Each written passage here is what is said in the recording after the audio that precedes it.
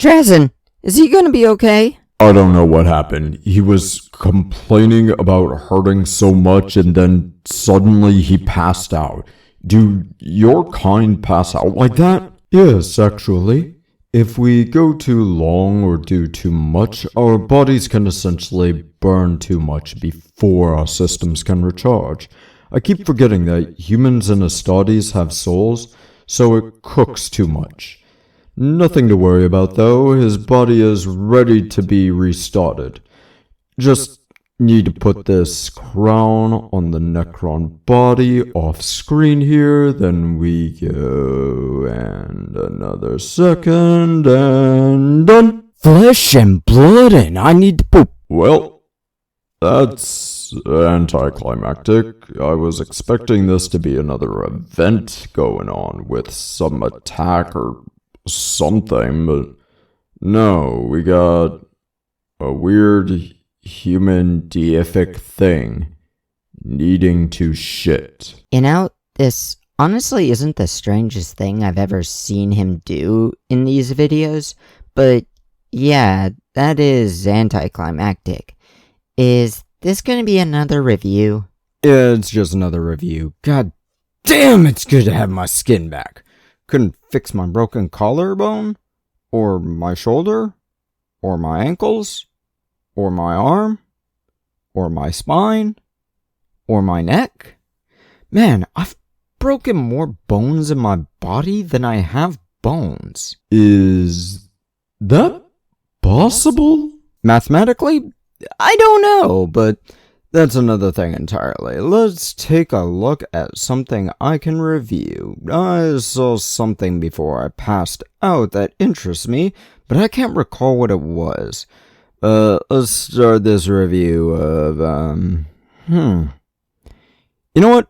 Who likes Conan the Barbarian? Me.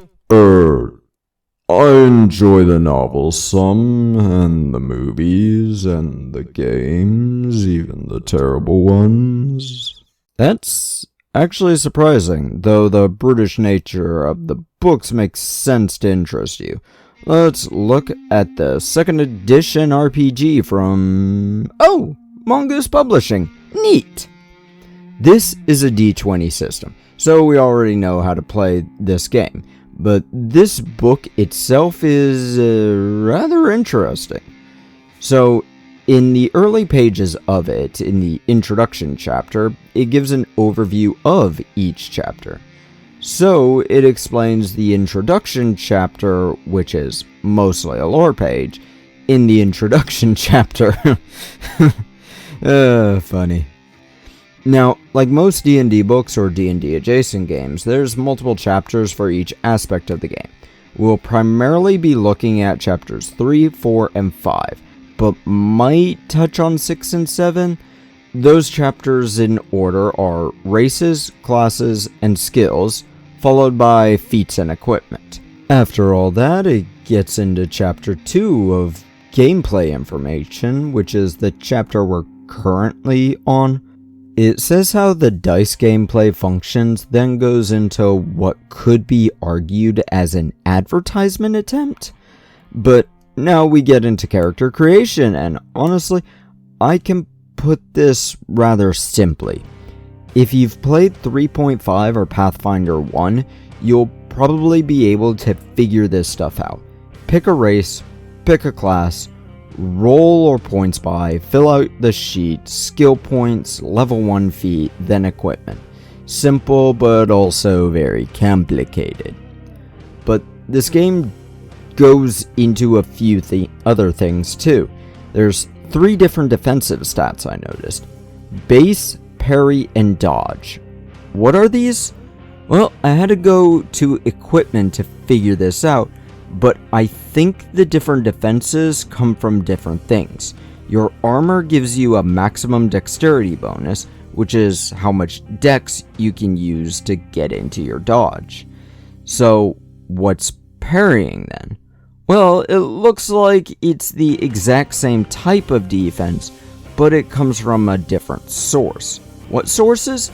It looks like your hand weapons should give you some sort of bonus, but I didn't find that in the equipment information, but shields do give a bonus called the shield bonus, which is in 3.5, but in 3.5 it apply to your basic armor class. All armors do give a damage reduction though, so I guess dodge is avoiding being hit while the armor itself reduces the damage you take. So what's the actual difference between parry and dodge defense then? Mechanically, it doesn't look like there is one. There should have been an attempt to have one allow one thing and the other to allow another. Parry could allow a riposte and get a free hit in, while dodge could allow a free movement around the enemy to get a flanking bonus. Both would give great reasons to do both. But with how this is, and the book admits this, just pick and stick with whatever is highest. Of course, the Conan franchise has races though.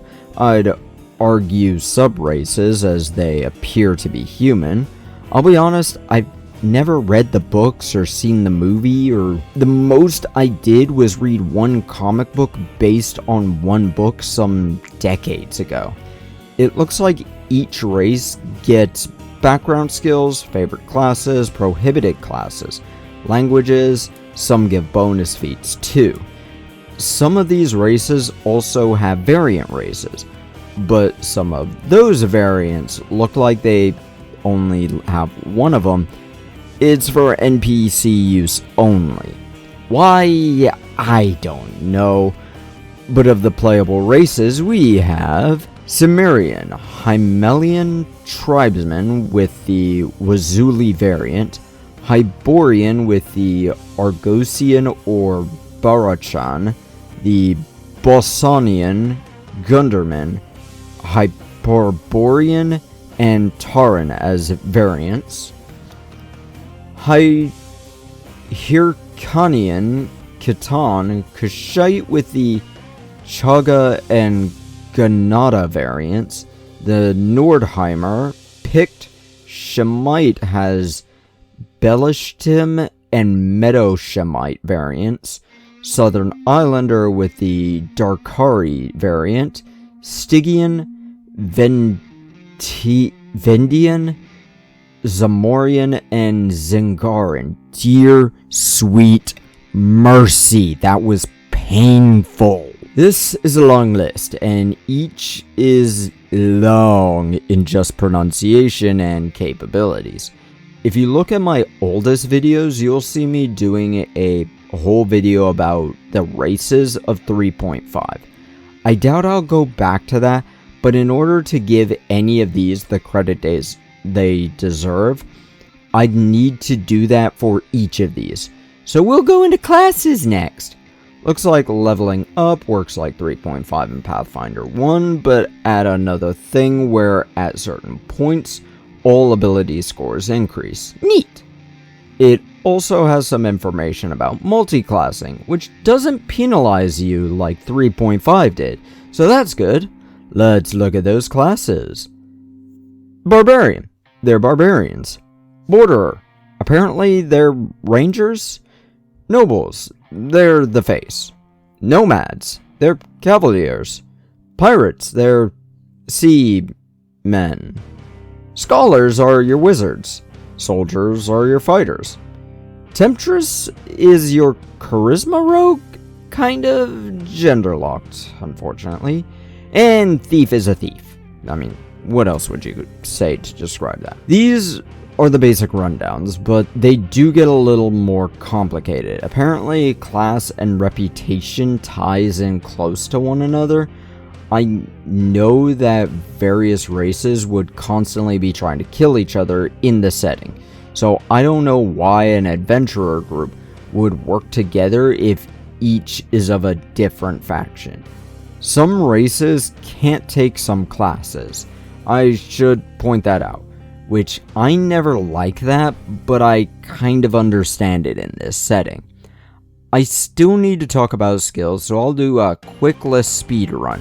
Appraise, balance, bluff, climb, concentration, craft of 3 different kinds, decipher, script, diplomacy, disable device, disguise, escape artist, forgery, gather information, handle animal, heal, hide, intimidate, jump, knowledge of 7 different kinds, listen, move silently, open lock, perform, profession, ride, search, sense motive, sleight of hand, spot, survival, swim, tumble, and use rope.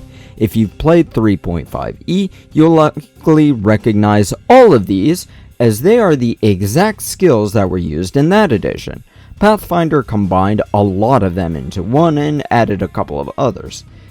And now is time for the score, which is going to be odd. I can only say I'd rate this as 3.5e, but meant for a very specific setting. This is not a bad game, because 3.5e was the best D&D had ever been and likely will ever be. And if you like the Conan series of movies, shows, or books, you'll like this game too. Because I don't know jack about any of these, I can't give it a score. And I can see my 3.5e love, I can see that it'll throw my score of this game. So, with that out of the way, I'm gonna try some of those Astartes painkillers. Shove off.